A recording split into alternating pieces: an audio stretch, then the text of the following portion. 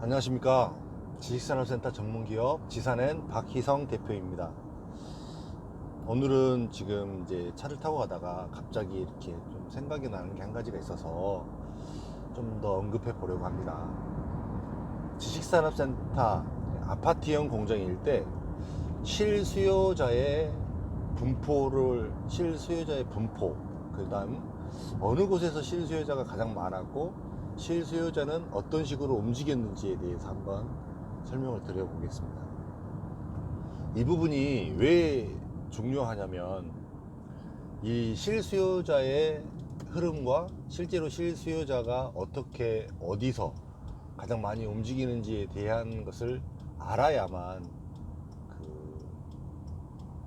현재 투자하시는 지식산업센터를 투자하시는 분들에게 도움이 됩니다. 왜 그러냐면 예전에 이제 지식산업센터를 실수요자만 분양을 받았을 경우에는 아무 문제가 안 됐습니다. 사실은 아무 문제가 될 수가 없죠. 그래서 그분들은 자기가 초이스를 하면 바로 다 입주를 해야 되는 사람이기 때문에 다른 문제가 되지 않았었죠.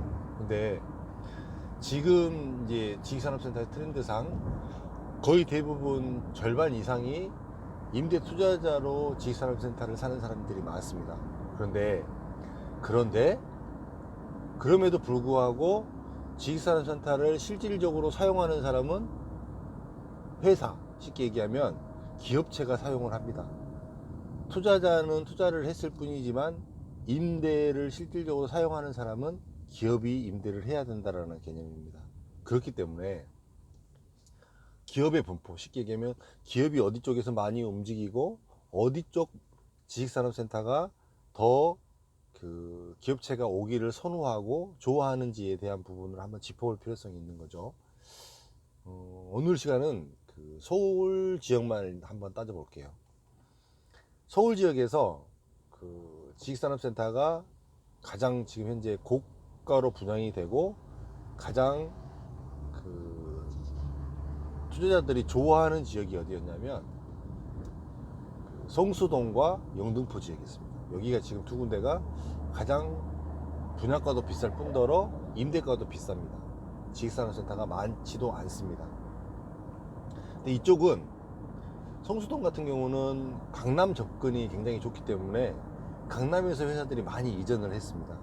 전통적으로도 예전에도 거의 대부분 실수요자들이 강남에서 많이 넘어와서 분양이 완료됐던 지역이 성수동이었고요. 영등포 쪽 같은 경우는 이제 구로 가산에서 이렇게 피로를 상당히 느꼈던 사람들이 영등포 쪽으로 오거나 그 다음에 마포나 종로 그 다음에 강남까지 이쪽의 회사들이 영등포 쪽으로 많이 들어와서 분양이 잘 됐던 지역입니다.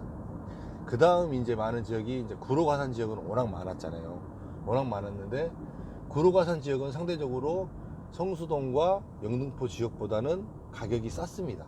그렇기 때문에 좀 더 회사로 봤을 때 자금력이 뭐 이렇게 넉넉하지 않았다거나 뭐 조금 더 싼 데를 찾았었던 회사들은 구로과산을 선택을 많이 했고요.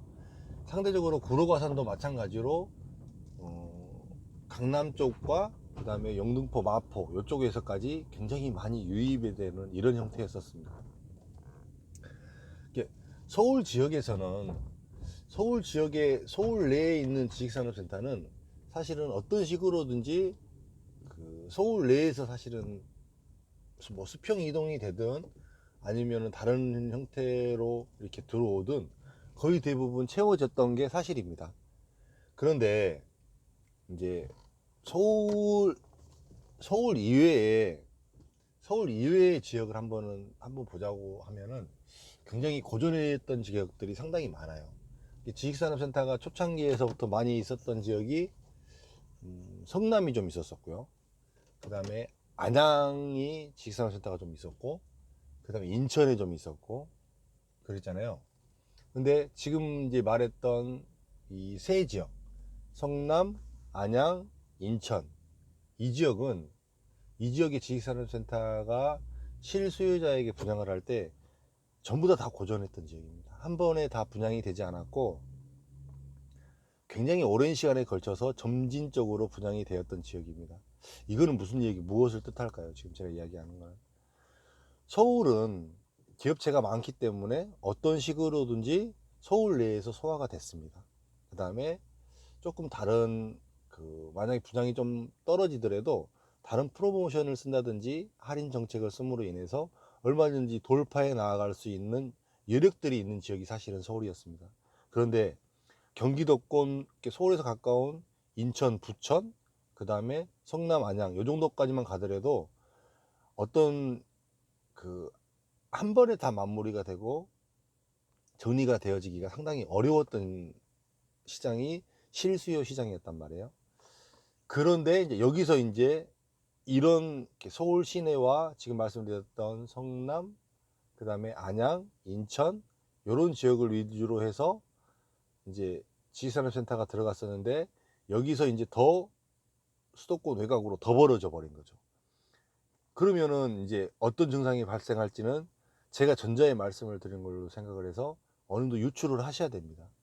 왜 그러냐면, 왜 그럴 수밖에 없느냐면 기업체 자체가 없어요. 기업체를 저는 이제 지식산업센터를 14년 동안 하면서 기업체 DB를 굉장히 많이 오랫동안 데이터를 내봤던 사람입니다. 어느 지역에 몇 개 회사, 어느 지역에 몇 개 회사, 어느 지역에 제조업이 얼마, 어느 지역에 정보통신이 얼마, 이런 부분을 굉장히 많이 해보다 보니까 생각보다 기업체가 지방에 그렇게 많지는 않습니다. 그 다음에 그 기업체들이 지식산업센터를 분양을 받아서 사무실로 들어오려고 하는 기업체들 또한 그렇게 많지 않습니다. 그렇기 때문에 굉장히 오랜 기간을 걸쳐서 자금력도 많지 않은 회사들을 어떤 식으로든지 종용하고 또 설득해서 지식산업센터로 유치하는 이런 경우가 되게 많았었습니다.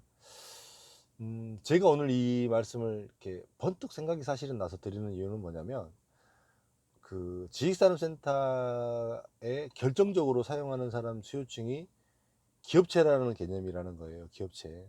근데 이 기업체에서 사용하는 지식산업센터를 단순히 대출을 많이 해준다는 이유로, 그 다음에 기업체에 대해 주는 임대가도 정확하게 검증되지 않는 지역에서 임대가를 부풀리기 위해서 이렇게 얘기를 한다고 해서 절대로 혹해서 넘어가서는 안 된다라는 이야기죠. 그 부분 때문에 제가 급하게 지금 이 부분을 한번 더 설명을 드렸는데, 이 부분도 데이터로 정리를 좀 해볼 수 있습니다. 제가 이 부분도 좀 데이터를 좀 정리를 해서 어떤 분포 개수와 실질적으로 분양이 되었던 이런 부분들을 다시 한번 더 정리를 좀 해드릴 테니까, 지식산업센터를 선택하시는 분들에게는 조금이나마 좀 도움이 되는 그런 시간이 되기를 바랍니다. 감사합니다.